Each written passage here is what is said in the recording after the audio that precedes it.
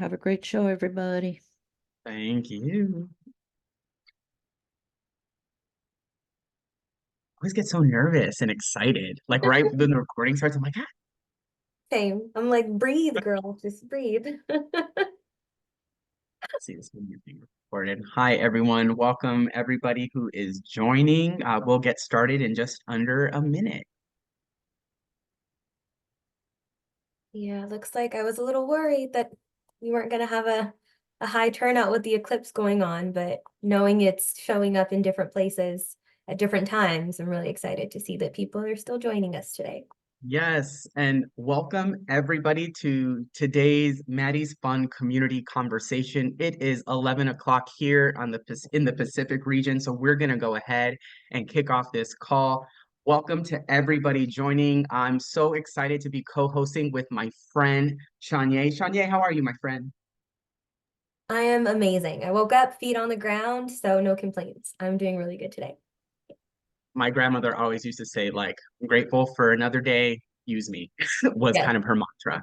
yes. I love that. So, before we get started, we want to let everybody know that due to these community conversations being so in demand, we've actually reached the maximum amount of people who can be registered.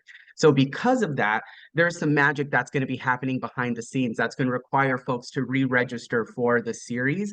So you'll see that link right in the chat. Thank you, Allison, for adding that. We'll make an announcement at the end of the call again, so there'll be another opportunity for that. So we just want to make sure that you still have the opportunity to come and learn and share and be in community with all of us. So make sure that you re-register before the May 6th call. So that's what you want to do.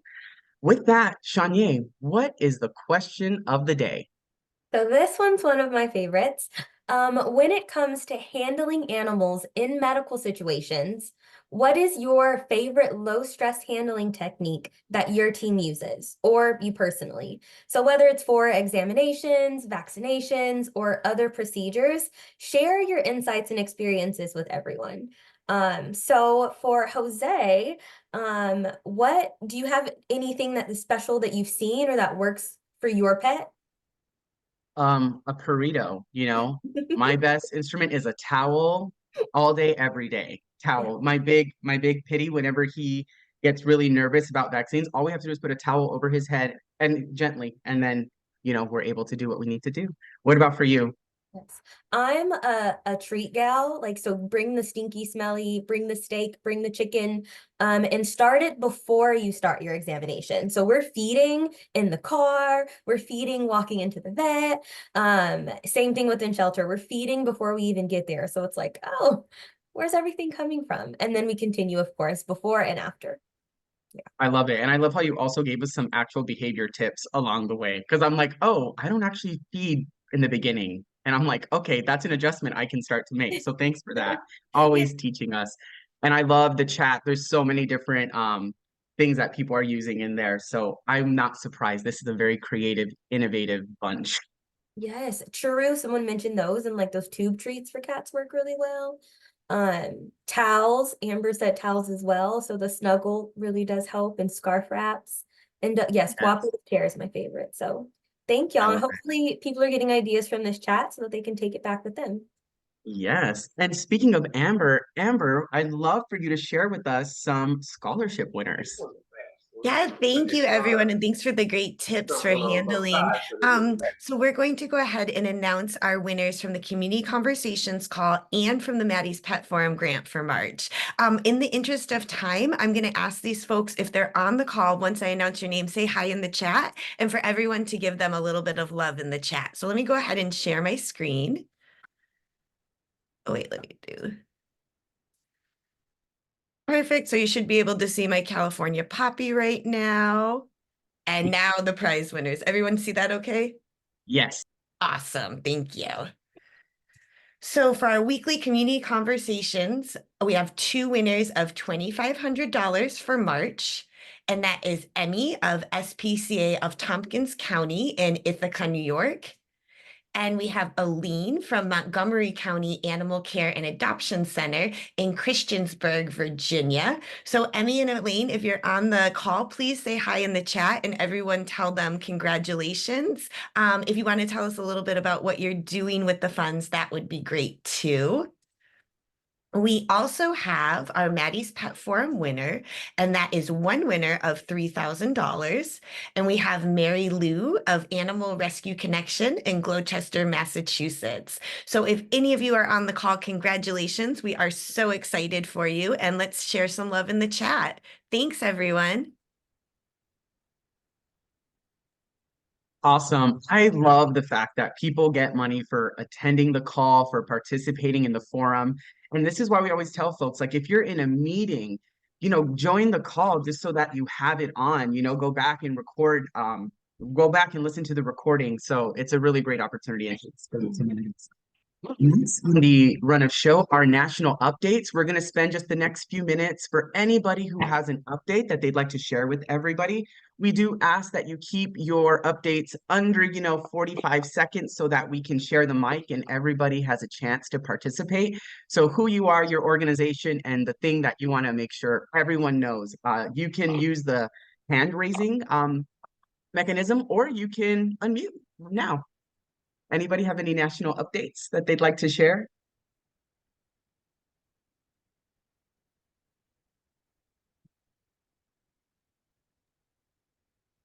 I'll go ahead and just drop the reminder that Texas Unites is happening April 26th through 29th in Austin, Texas. So if anyone is tuning to come on down, definitely let me know. I'd love to see some familiar faces. Very cool. All right. Well, if anybody remembers, oh geez, I remember my update, you can always add that in the chat, and you can always post any updates on the forum as well. So with that, why don't we go ahead and actually get into today's topic? Today's topic is uncovering insights, the latest in shelter medicine research. So behind the scenes, more and more scientific research is being done to advance the understanding of our industry's complex issues. This evidence-based information can offer important contributions when it comes to updating industry practices and policies, but often it's hard to find time to sort through or access new research. Today's meeting serves to bring some of these new findings directly to shelter and rescue leaders and staff. We're going to be joined by 4 veterinary and shelter medicine researchers who will share out tidbits of their recent research, focusing on practical. I don't know if we have one. Oh, sorry about that. Focusing on practical updates that can be incorporated in shelter operations and programming.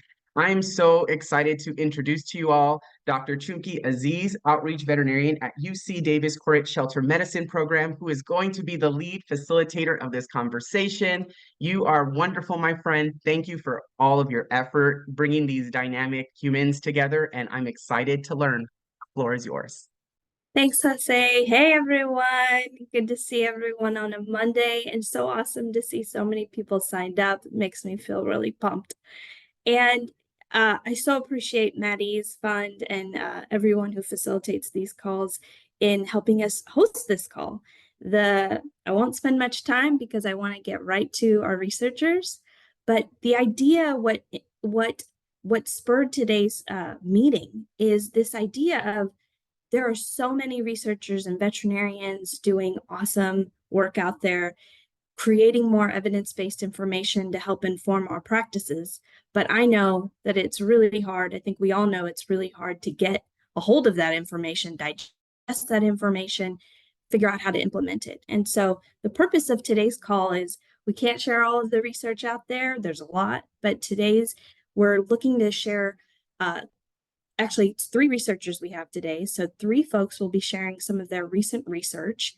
And what I've asked is that they present their research and really focus on how it's super applicable to your work every single day. And so it's going to be digestible, it's going to be interesting, and it's going to for sure be really insightful. So thank you so much to all of our speakers and facilitators today. I'll just name the 3 we have with us today. We have Dr. Linda Jacobson from Toronto Humane Society.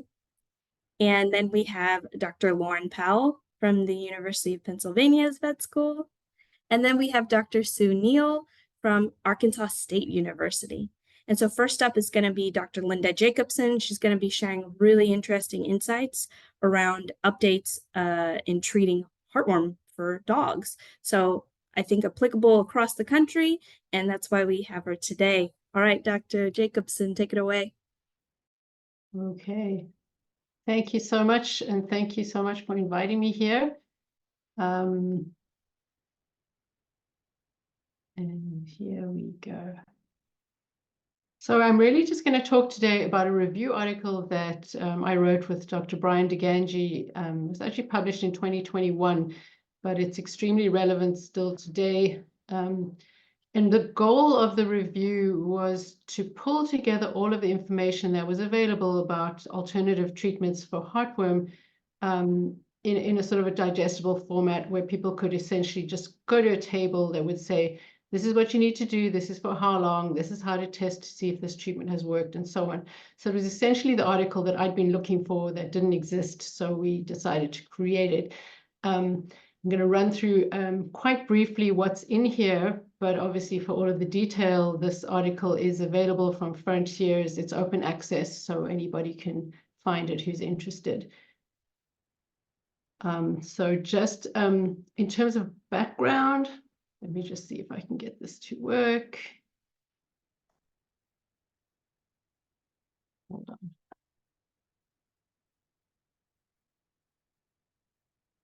Sorry, I've switched my screens around and I'm having trouble finding my cursor. So there you go. That should work. Oh, there you go. Sorry about that. So for, I guess, a lot of non-veterinarians on the call, I'm just going to do like a 3-second rundown of heartworm treatment. So the standard treatment that's recommended by the American Heartworm Society is a series of injections called melarsoline. You would know that as imidacide or daraban. And then the alternative treatment that the review is about is a heartworm preventive plus doxycycline. And you see there, I've put in there ivermectin and doxycycline, and then moxidectin and doxycycline. So ivermectin I've crossed out because it just doesn't work nearly as well as moxidectin. So our recommendation is for anyone using this alternative or slow kill protocol that moxidectin is much more effective.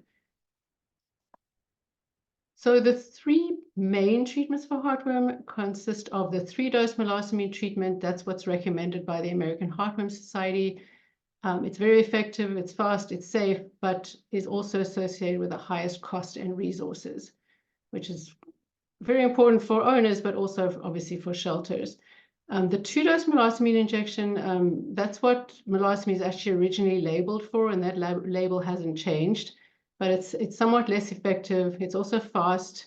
Historically, there are more complications associated with it, but watch this space because we think that with the adjunctive treatments that have been added since the 1990s, when research was all done, we think it's going to have not as many complications, probably by quite a long way.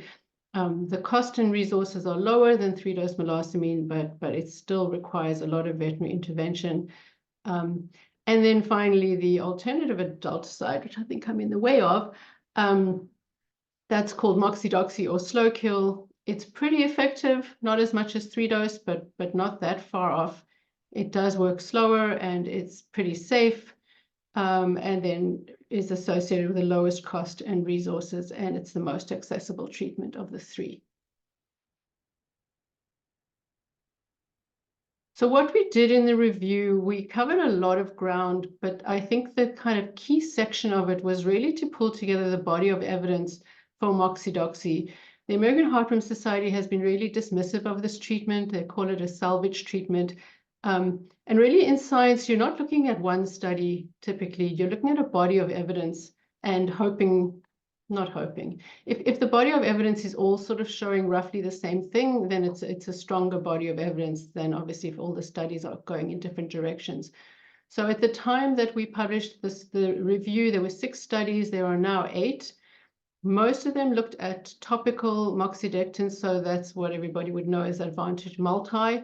And then they looked at effectiveness over a period of time ranging from 9 months to 27 months. Most of these studies looked at natural infections, but one was an experimental study, meaning that they confirmed by necropsy that the worms were actually dead, that it wasn't a false negative on the test. So the efficacy ranged from about 90% to 100% in terms of how many dogs tested negative or how many worms were killed. This very last study I've added a little asterisk for. It's unusual in that it compared oral moxidectin, so that's Simparica Trio, topical, and then slow release, which is ProHeart. It's a little bit of an odd study. The findings are quite difficult to really understand. So I would certainly put a pin in that one in terms of not necessarily doing anything with those findings about oral moxidectin until we have other studies that either replicate those results or show something different. So overall, there were about 158 dogs that have been studied altogether, and overall moxidoxy was effective in 94% of them, with most of the dogs that tested negative testing negative at about 12 months after diagnosis. So this is really a lot of information on one slide, and I'm happy to make that available to people who want to look at it more slowly. But one of the things we were thinking about is how slow is slow kill really? Because people think of it as, treatment that takes a year and a half, 2 years, and that can sometimes be the case. But comparing it with the American Heartworm Society protocol, I'm not sure if you can see my cursor, I hope so. By the end, so the third melasmine injection in the current protocol is given at the end of month month 3. Pretty much all of the worms will be dead by the end of month 4. So we know that reliably for melasmine. We also know that the dogs only test negative about 6 months, sometimes 9 months after the last melasmine. So here you have a situation where the dog is worm-free at about at the end of month 4, and it tests negative at the end of month 9. In the moxidoxy protocol, we don't know exactly when the worms are dying, but here you are at diagnosis. Moxidectin is given every month, and most of the dogs are testing negative at month 12. So if we were to track that back, the same way we track it back for the 3-dose protocol, you're looking at worm death probably around the end of month 7. So only about a 3-month difference, not the 12 or 18 months that people tend to envisage. So while it is slower, and the time of worm death is less predictable, it's not radically slower compared with melasmine. I think that's important. So how to treat with slow kill, everything you want to know, I hope, is in the review. And if it's not there, maybe we'll have to write another one in a couple of years' time. So why is this important? This is important because many shelters currently don't treat heartworm, or they wait until the dog is adopted. So there are many dogs, especially in the least well-resourced shelters, that may be kept for some longish period and waiting for an adopted, during which time the heartworm is not being addressed, those parasites are growing, they're causing more lung damage, and the disease is progressing. Obviously, being heartworm positive is also a barrier to adoption. So really what we've been looking at is what are the ways in which heartworm can be effectively treated in shelters to match the shelter's resources that are available. So when melasmine is not an option, if those dogs are put on moxidoxy from the day of diagnosis, sometimes at the point of adoption, that heartworm disease those heartworm parasites might have already died, and the dog could be negative, or it's well on its way to being cured, and the disease progression is being slowed as these worms die.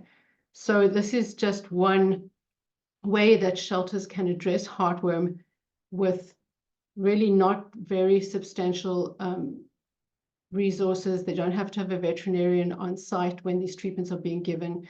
And we really view this as a very viable alternative to melasmine, where melasmine is not a good option for that organization.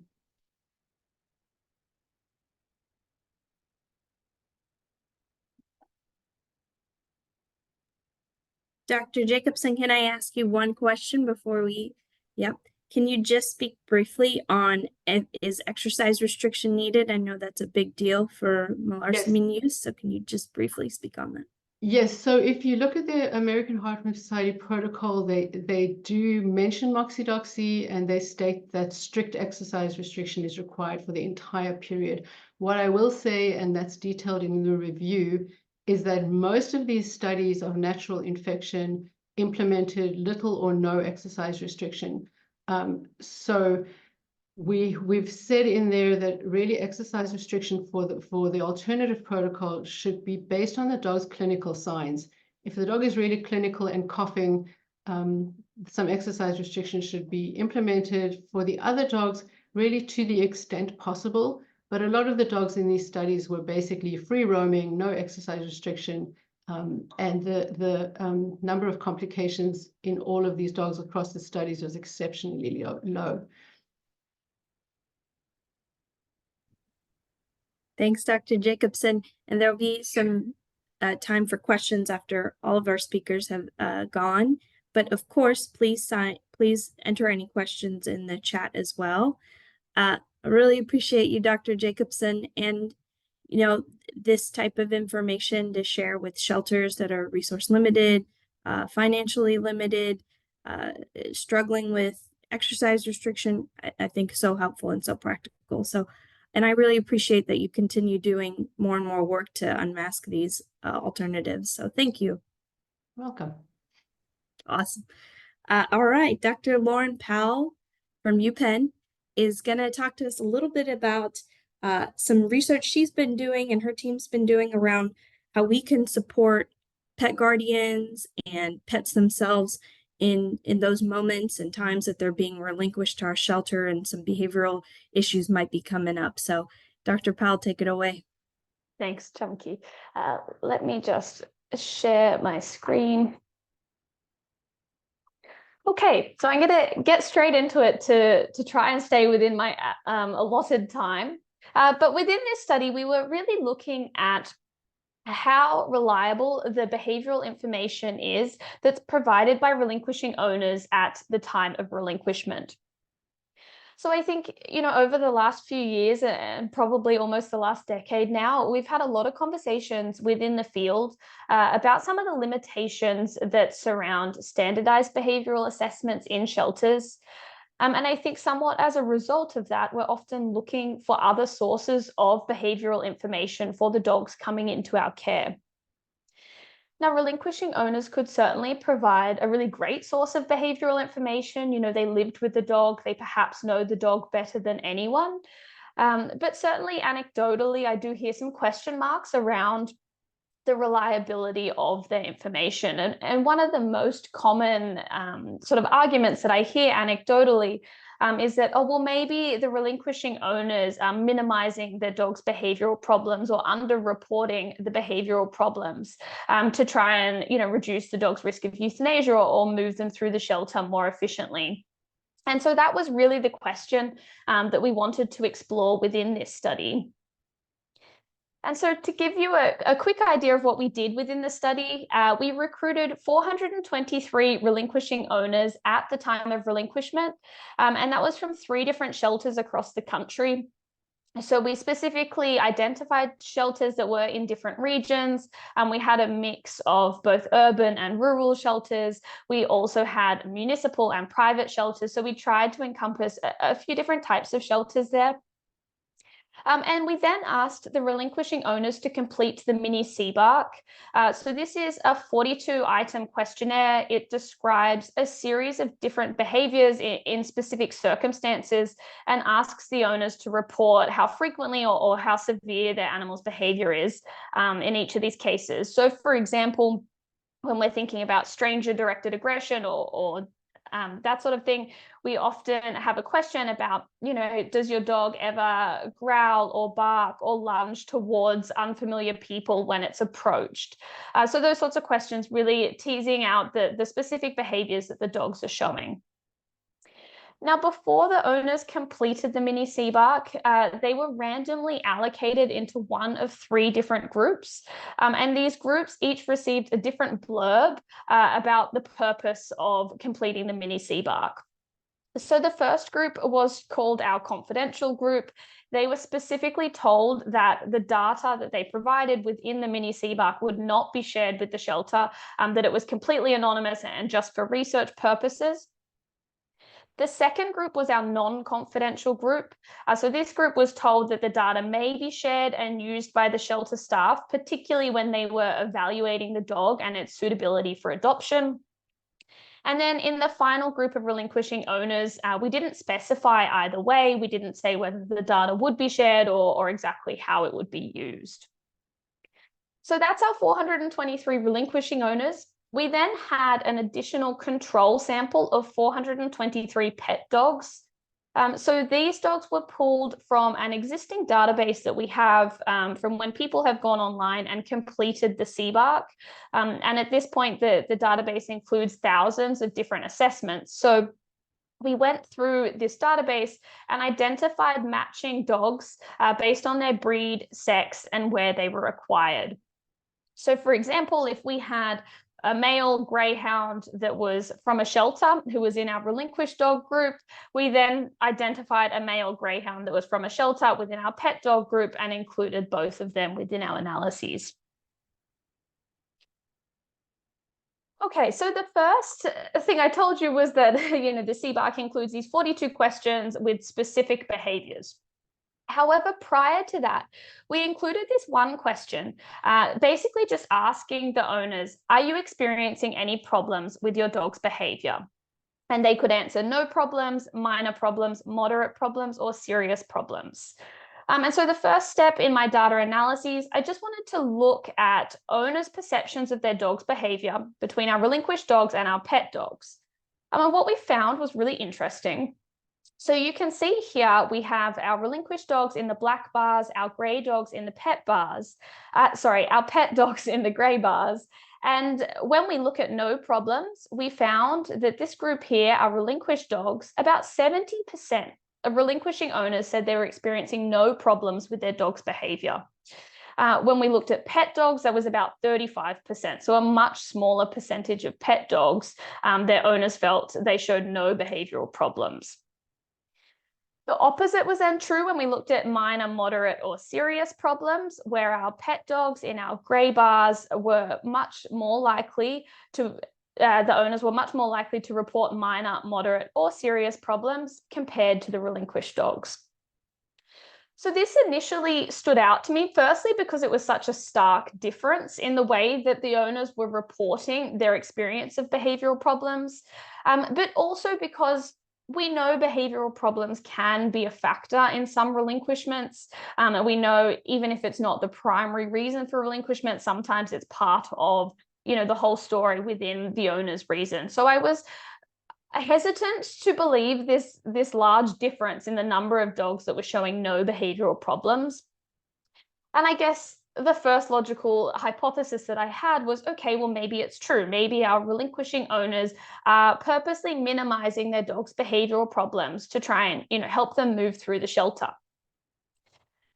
And so the next comparison I did was then looking just at our relinquishing owners and comparing the responses between these three groups of non-confidential, confidential, and not specified. So here, if our relinquishing owners were purposely minimizing their dog's behavioral problems, we would expect the non-confidential group to have higher responses on this no problems and lower responses on the minor, moderate, or serious problems compared to the other groups. But as you can see from that graph, that really wasn't the case. It was fairly consistent across the board for our three different groups, irrespective of whether the relinquishing owners, thought that their data would be shared with the shelter staff or whether it was specific to the research project itself. So my next step was to dive in to the specific behaviors themselves that the owners were reporting within the standardized CBARC questionnaire. Now, I know this graph is a little bit busy. There's a lot of different behavioral categories and a lot of different bars, but what I really want to point out is just the consistent pattern that we saw. So for almost each behavioral category, we saw our relinquished dogs in black were scoring higher than our pet dogs in gray. So they had higher levels of excitability, higher levels of stranger-directed aggression, of owner-directed aggression, of dog-directed aggression. And this was the case for most of the behaviors. Perhaps the biggest difference was in training difficulty. So our relinquishing owners were much more likely to report that their dogs were not responsive to their commands compared to our pet dogs. And so this, of course, counteracts the owner's perception of behavioral problems. And so my hypothesis, my explanation of these findings is that perhaps it's a lack of understanding of what constitutes a behavioral problem. You know, people are obviously experiencing these undesirable behaviors, but they're not reporting them as a problem. And that is something that we see across other studies. So for example, when people don't attend dog training classes, they're much less likely to report things like separation-related behaviors as a problem. Now, what does all of this mean for you in the day-to-day running of the shelter? Well, I have several key takeaways. I think the first one to recognize is that we found no evidence that relinquishing owners were purposely misrepresenting or minimizing their dog's behavior to shelter staff at the time of relinquishment. And I think this is really important to emphasize to intake staff, because I think it goes a long way to developing a trusting relationship and a communicative relationship with relinquishing owners, which is certainly what we need to get the best information possible. My second takeaway is that asking questions, a single question about, are you experiencing any problems with your dog's behavior or something along those lines, doesn't provide us with very accurate information. And instead, we found in this case that standardized questionnaires such as the CBARC offered much more information and much more accurate information about the dog's behavior in the home. But if incorporating the CBARC or a standard questionnaire like that into your intake process is not feasible, I would still just recommend that we're looking at describing the specific behaviors that we're asking for. You know, instead of asking, does your dog ever show aggression? Let's describe the behaviors that we're looking for and the circumstances to get the best information that we can.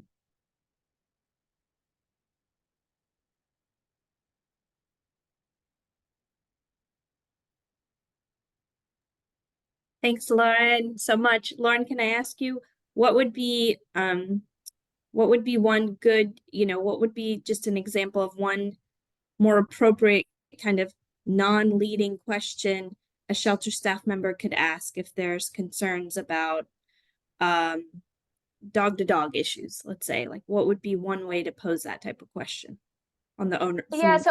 Yeah.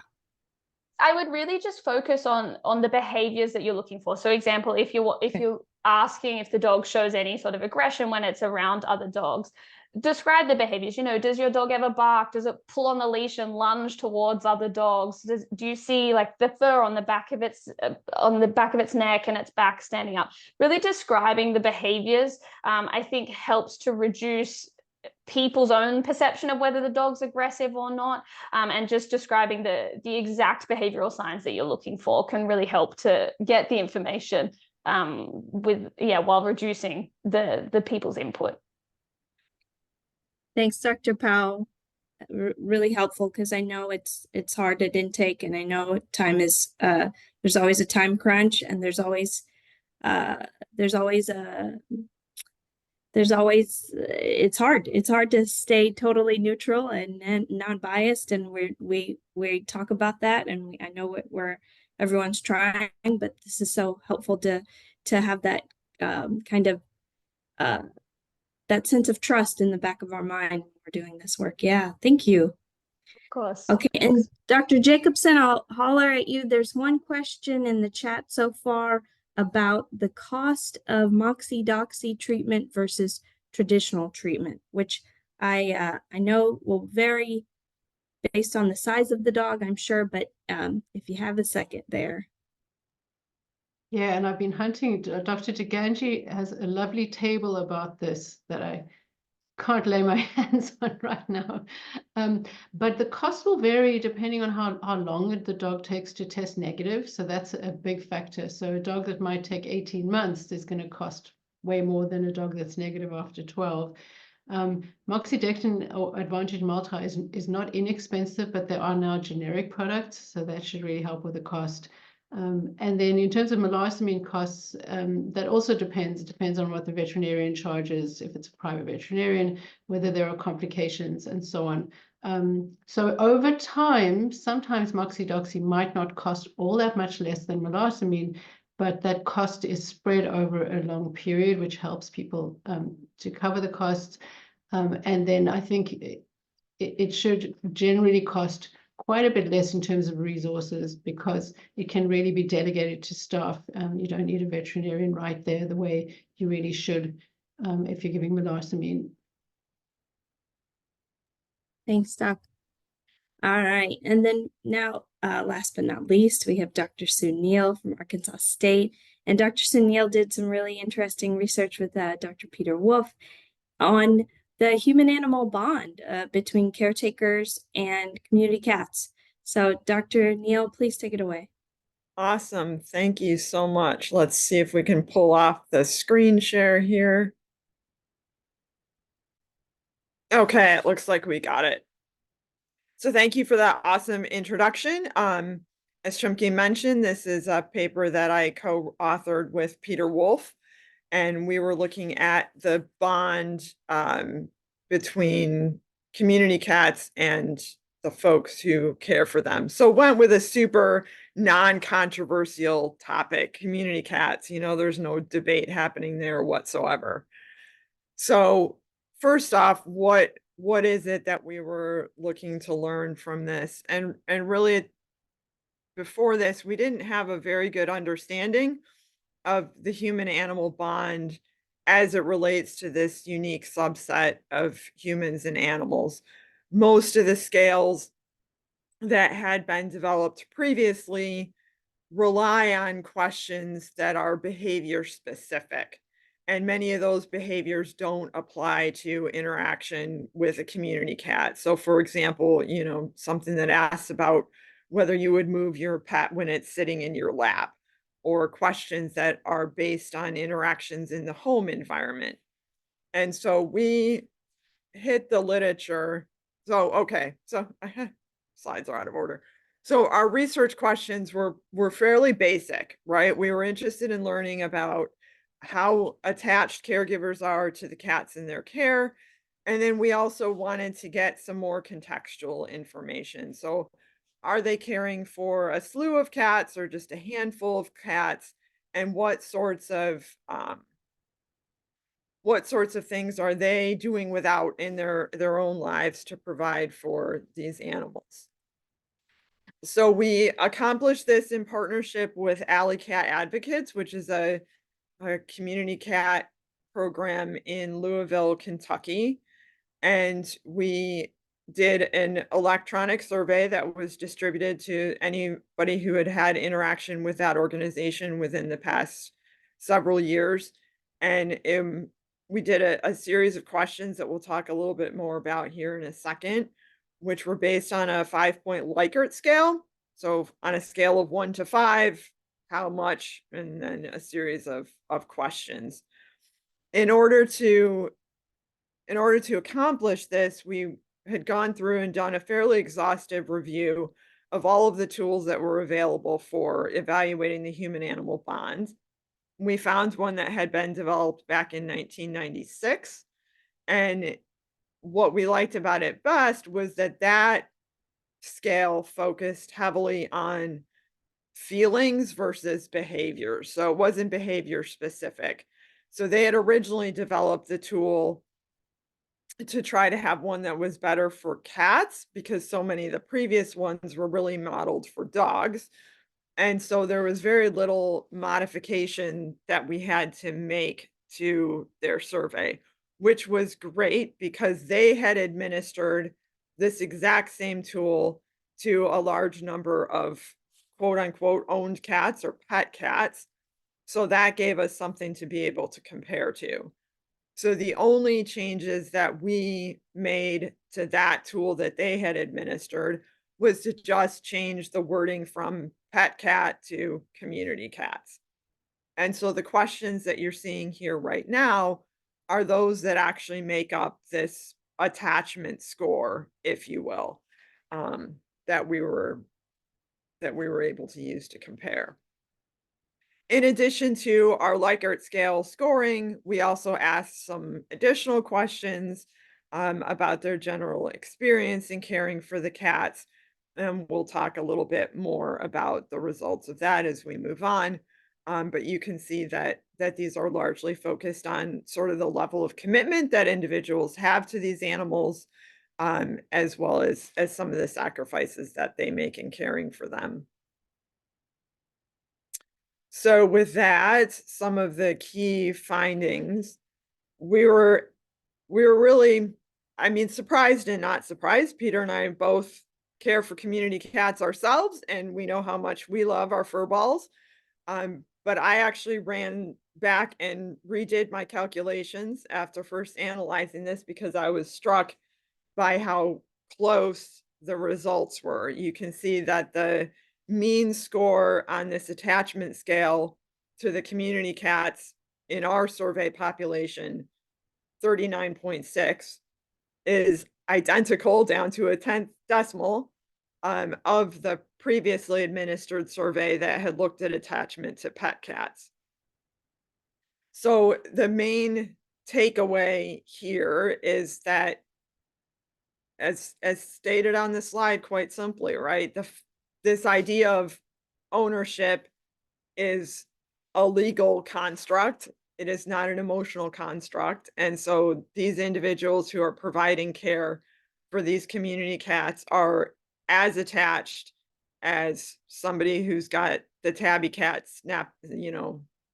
taking a nap on the couch next to them is attached to their cat. Some of the other findings that we thought were interesting were that caregivers reported spending about $100 each month to provide care for their cats. And this was specific mostly to feeding, because folks in Louisville, Kentucky are lucky enough to have free access to veterinary care for community cats through the program at Alley Cat Advocates. So really, these individuals are spending more each month on the animals in their care than cat owners have reported on other surveys as spending on theirs when we normalize it to today's dollars.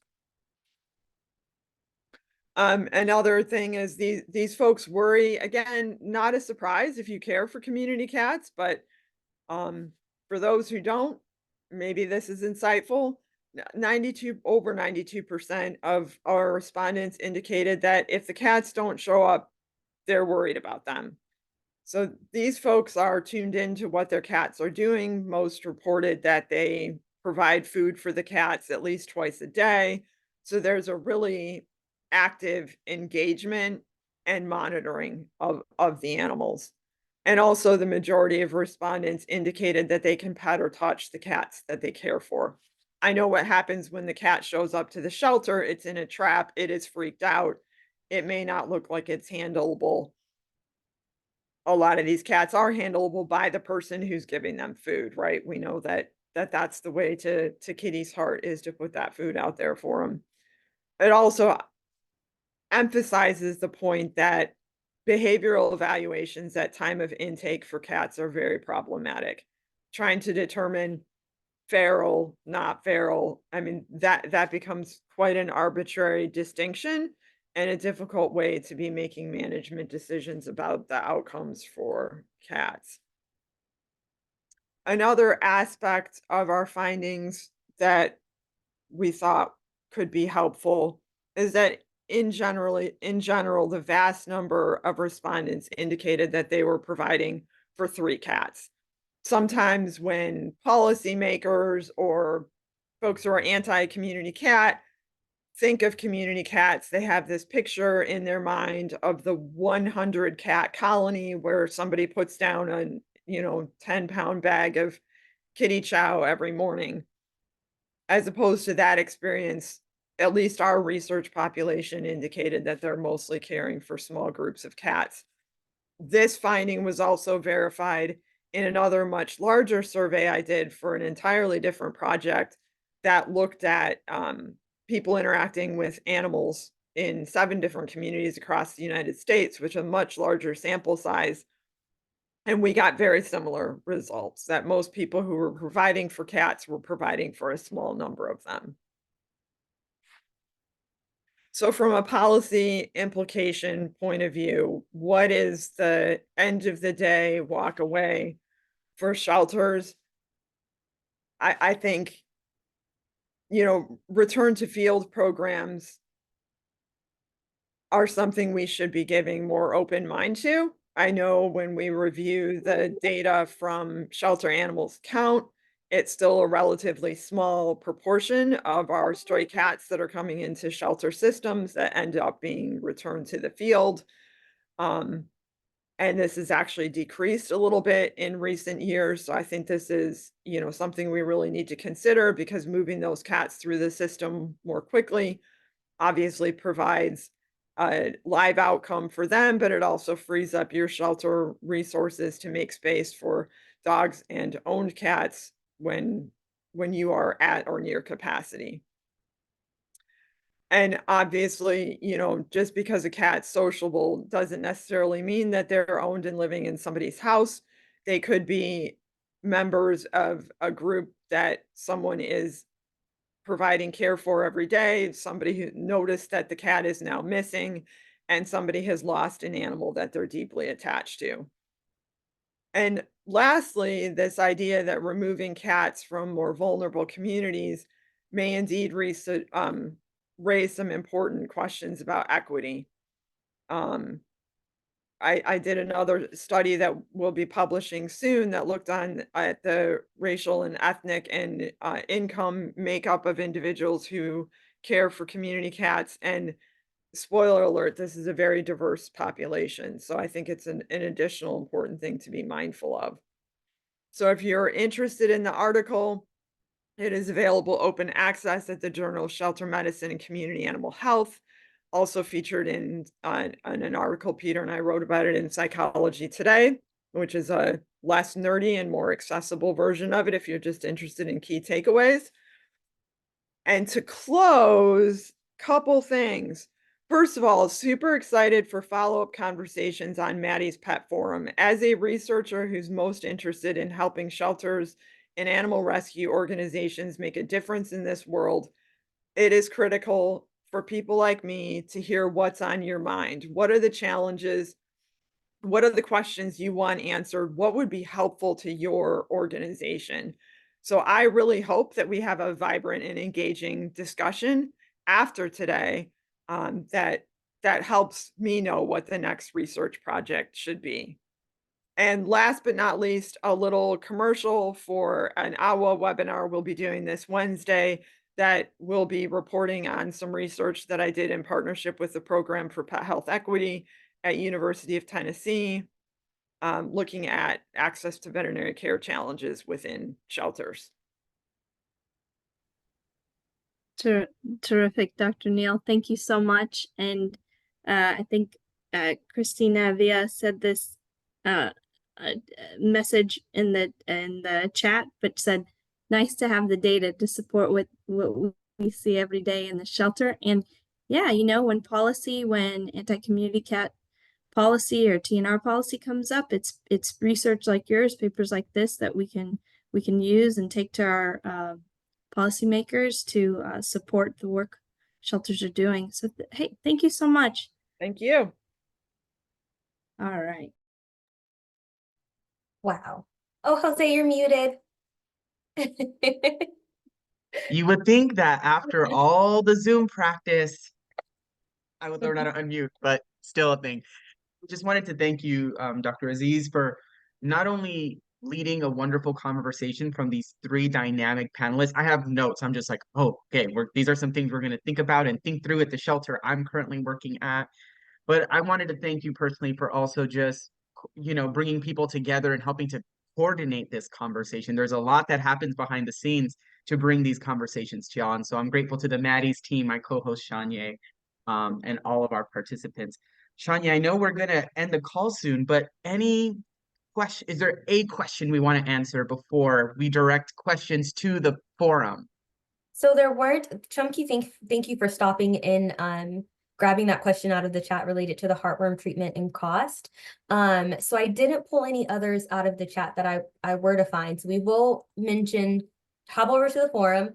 I personally have a lot of questions that I would like to ask, so you'll see me in the forum. It's funny, Lauren, I actually had a couple of your articles in my homework last week, so it's really funny that now I get to host a call with you. So yeah, nothing just yet, but reminder everyone, if you do have those questions, these are 3 great minds that you can pick. So meet us over in the forum so that we can get those answers over to you. Yes, I especially love Dr. Neal's question about what research are you all interested in that would be helpful. I'm in a lot of conversations lately about community cats. And so we drive the point home of like these cats, people have bonds with them, but it's more of like saying that as someone who's in the community, talking to caregivers, it's beautiful when our lived experience also has some data that backs it up, because for some, the data is what they need in order to have their mind opened, you know.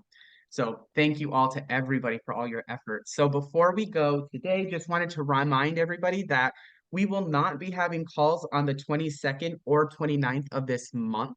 So our next call, May 6th, we also want to make sure that y'all re-register for the series. So if the Maddie's team wants to put that link in one more time so folks don't have to scroll all the way to the top, that would be beautiful.